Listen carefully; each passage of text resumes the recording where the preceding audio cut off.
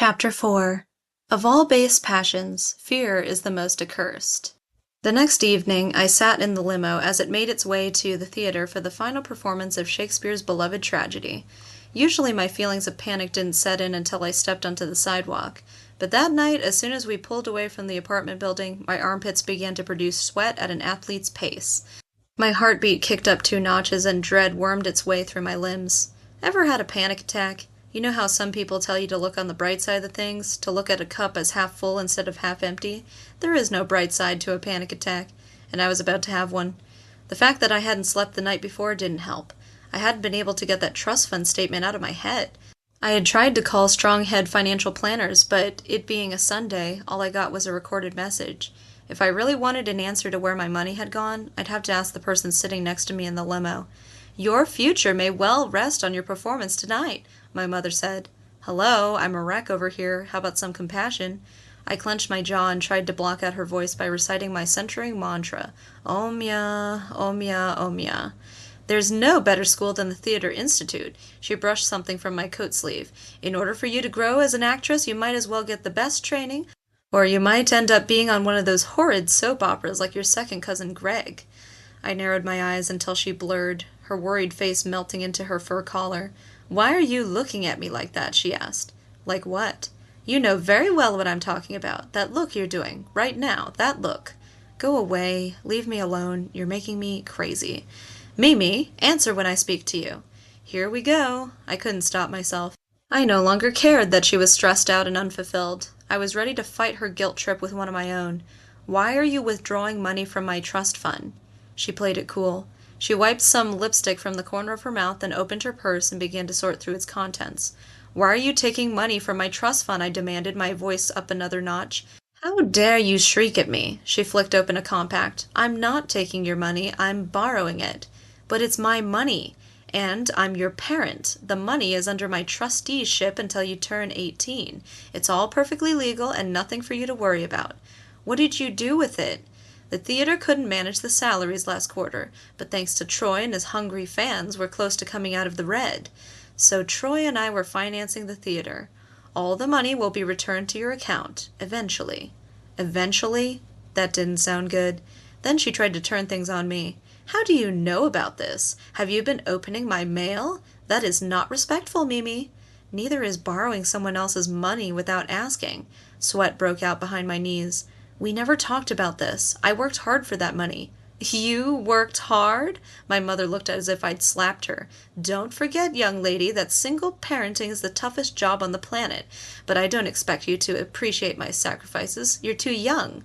She reached into her purse and took out a tissue which she pressed to the corner of her eye. "We shouldn't be arguing. You must focus on your future. Focus on your dream." "It's not my dream," I mumbled. "It's your dream. There's a big difference." "You're being ridiculous, Mimi. Then just focus on your performance. It's closing night." But it wasn't really closing night, not for me. Without my trust fund, I couldn't afford UCLA or even Backwoods Technical College. I had to face facts. I would work at the Wallingford until my teeth fell out and my bones turned brittle from osteoporosis, until my skin turned so wrinkled and papery that the next generation of Fernandos would have more to complain about than my spaghetti-thin lips. Stage after stage, audience after audience, review after review. I'd be buried in a Queen Gertrude costume just in case God's a fan of Hamlet. As we turned the corner and the theater came into view, dread pressed on my chest. Girls were lined up, huddling together against the cold. My mother started in again. "The admissions committee and Reginald Dwill will be seated with me in the 6th row center. Don't disappoint us." Suddenly I couldn't get a full breath of air. I clenched my knees and closed my eyes as my heart spat out of control. My mother's voice grew distant, her words decomposing into mumbo-jumbo. The theater seat pressed against me. The doors of the limos closed in. The air turned into smog. I was suffocating, drowning. Where could I go to escape the sensation? What had happened to all the air? "Mimi!" My mother stood on the sidewalk peering at me through the open passenger door. "Mimi, why are you just sitting there?" I couldn't move. I wanted to move. I wanted to run down the street, run as far away from the theater as possible. But I sat, sweat running down my spine and down my butt crack. If my heart beat any faster, it would burst through my coat. My mother poked her head in. "Mimi, why are you breathing like that? Oh, God, don't tell me you're going to be sick again." It's almost impossible to communicate in the middle of a panic attack. When the fight-or-flight response takes over, words are useless. Thoughts are single-minded. All I knew was that I couldn't go in there. I would completely lose control. I would vomit all over the stage and forget all my lines and totally screw up my future. I would get stuck on a soap opera with second cousin Greg, where, at the very least, I'd get to play a doctor. Clarissa and a few actresses walked by. "What's going on?" Clarissa asked, peering over my mother's shoulder. "Oh, is she freaking out again? Does that mean I get to go on?" "She is not freaking out." My mother shooed them away, then stuck her head back in. "You can't be doing this. Not tonight." I imagined myself running across the street, racing down endless sidewalks, my feet taking me far away from the Wallingford Theater, somewhere else, anywhere else. My head spun, and I leaned forward, gagging. "You're doing this on purpose," she accused, "just to hurt me. After all my hard work, after inviting the admissions committee here. This is all just an act, isn't it, Mimi? You don't really have stage fright, do you? Well, this is the best acting you've done yet." I shook my head. "Don't lie to me. I know melodrama when I see it. I'm the queen of melodrama." She got back into the limo and shut the door as the driver waited politely on the sidewalk. She took my shoulders. "Most people go through life without the kinds of opportunities that you've been given, and life goes by very quickly, Mimi. Believe me." Her voice, though stern, grew softer, but she continued to squeeze. "You don't think I remember what it was like to be 17? You don't think I remember all those feelings and desires? All the uncertainty about the future? I'm trying to save you all that uncertainty. Face it, Mimi, this is the only thing you know how to do. Your future is here, right now, and it will be glorious. You just have to pull it together. If not for yourself, and not for me, then do this for your father." Desperate for relief from the panic, I was willing to grasp at anything that seemed rational. Her voice was strong and steady, and she wrapped her arms around me like a life ring. She was right. Acting was the only thing I knew how to do. I'd probably flunk biology as soon as they made me dissect something. I couldn't even watch when a nurse drew my blood. I couldn't even take the skin off chicken breasts. Who was I kidding? Pre-med? Somehow I willed my legs to climb out of the limo and walk to the dressing room, where my gold and lavender gown waited, fresh from the dry cleaner. Somehow I managed to sit still while Fernando curled my hair and camouflaged my dark circles. He gave my shaking hands a tender squeeze, but didn't say anything. Clarissa circled me like a vulture. "You don't look good," she whispered. "I don't think you can do it tonight. Why not let me go on instead?" "Go away," I hissed. Fernando raised his eyebrows. Clarissa leaned in close. "I hope you blow it," she said. "I hope you blow it, Wallingford." She slunk away. Fernando dabbed my face with powder. "You're so sweaty," he said. "Stop making all that sweat. Juliet is supposed to glow, not drip." The curtain rose as I made my way to the wing where the little chair waited for me, but I felt way too anxious to sit. I paced as the narrator delivered the opening lines. "Two houses, both alike in dignity, in fair Verona where we lay our scene."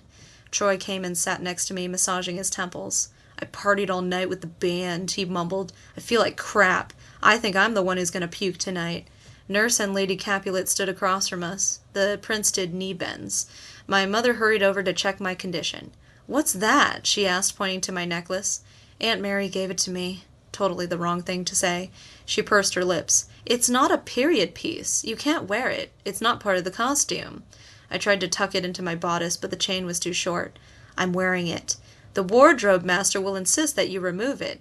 "I'm not taking it off." "Could you keep it down?" Troy complained, still rubbing his temples. "I'm trying to focus over here. God, I can't wait to get the hell out of Shakespeare land." My mother put her hands on her slender hips. "Give it to me," she whispered. "Everything has to be perfect tonight." "No." She made a sound, then hurried off, only to return moments later with Garth, the wardrobe master. "That's gotta go," Garth informed me. I wanted to swat them both away like flies. Leave me alone. Everyone just leave me alone. "You're violating the wardrobe code," Garth said. "I don't care." "Shut up," Troy moaned. "If you don't take it off, I will take it off for you," my mother threatened. Suddenly that moment stood for everything wrong in my life. That necklace belonged to me, and no one else. I didn't get to choose my food, or my college, or even my career, but I was damn well going to choose my own jewelry. "You just try and get it." Both Nurse and Lady Capulet shushed me. My mother reached for the charm, but I pushed her hand away. Determined, she reached again. I stepped back, bumping into Troy. "What's your problem?" he asked. "Just take off the stupid necklace." "I won't."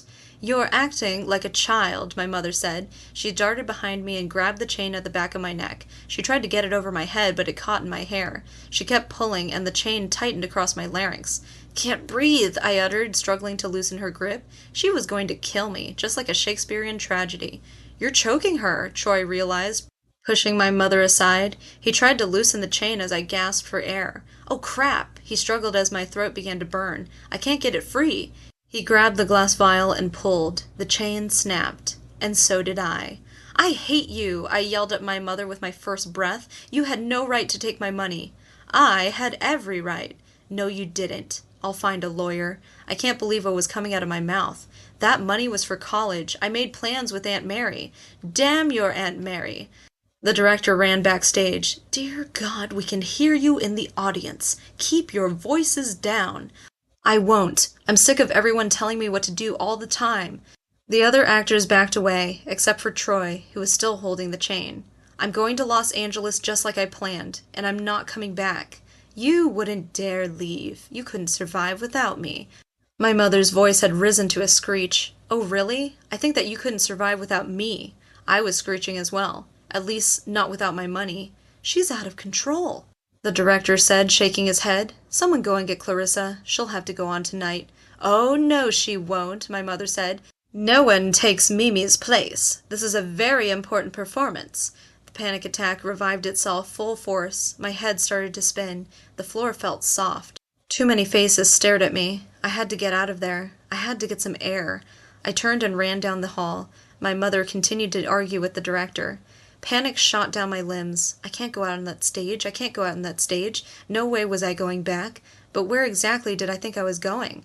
I didn't have a plane ticket. I didn't even have enough money for a bus ticket. I need air. I need air. I tripped over an extension cord. Troy grabbed my arm. "Mimi?" He had followed me down the hall. "Leave me alone. I just wanted to give this back and apologize for breaking it." He held out the chain. I couldn't catch my breath. I grabbed the Shakespearean charm so hurriedly that the delicate glass shattered in my hand. "Mimi!" my mother yelled from the far end of the hall. "Come back here." "I can't," I screamed. "I can't do this anymore." I stumbled toward the exit. My heart pounded in my throat. "Are you really going to L.A.?" Troy asked as I grabbed the doorknob. "Maybe. I don't know." I tried to hold it together, but I knew as soon as I opened that door and was all by myself, I'd lose it.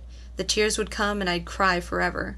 "I just want to be somewhere else." "Well," he said, "you're dressed for Verona. Maybe you should go there. I hear it's a nice place." He was trying to ease the tension with humor, but I couldn't laugh. Laughter and tears are too closely related, and I was still trying to hold it together. "Verona is as good a place as any," I said. I opened the backstage door and a blast of winter wind hit me straight on.